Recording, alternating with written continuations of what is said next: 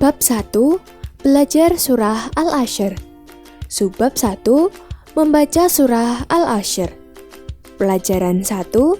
Membaca Surah Al-Ashr. Tahukah kalian Surah Al-Ashr? Apakah kalian sudah sering membacanya?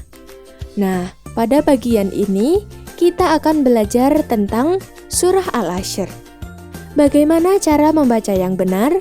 Bagaimana cara mengartikan yang benar? Bagaimana menghafalkan dengan mudah? Dan bagaimana kita dapat menjelaskan isi kandungannya? Ayo ikuti uraian berikut ini. Surah Al-Ashr terdiri dari 3 ayat dan merupakan urutan ke-103 dalam Al-Quran. Diturunkan sesudah surah Al-Insyirah.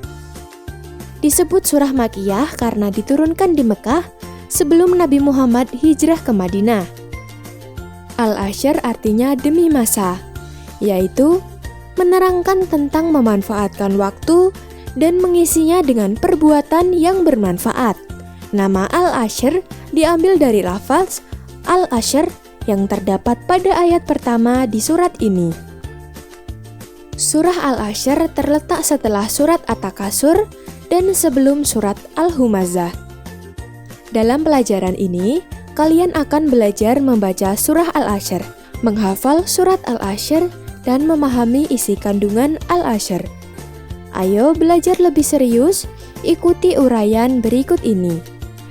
Surat Al-Quran yang tidak asing bagi anak madrasah, karena setiap hari pasti dibaca ketika sudah selesai belajar, dan sudah banyak di antara kita yang sudah menghafal surat ini.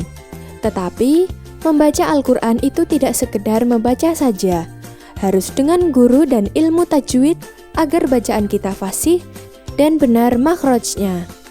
Perhatikan dan dengarkan dengan baik bacaan surat Al-Ashr berikut ini. Selanjutnya, ikuti secara bersama-sama teman sekelasmu. Jangan lupa awali dengan membaca basmalah.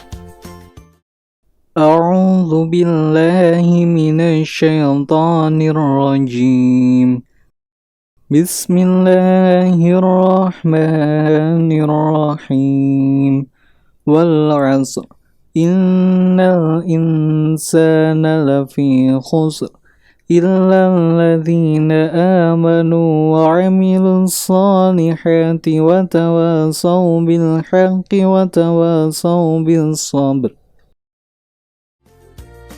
Agar fasih dan lancar dalam membaca surat Al-Ashr, bacalah 1 ayat dari surat Al-Ashr beberapa kali sampai bacaanmu fasih dan benar. Kalau sudah fasih dan benar, lanjutkan ke ayat berikutnya secara berulang-ulang sehingga bacaanmu fasih dan benar semua. Kamu juga dapat meminta bantuan temanmu untuk menyimak dan memperhatikan bacaanmu. Selanjutnya, gantian kamu yang menyimak dan memperhatikan bacaan hafalan temanmu.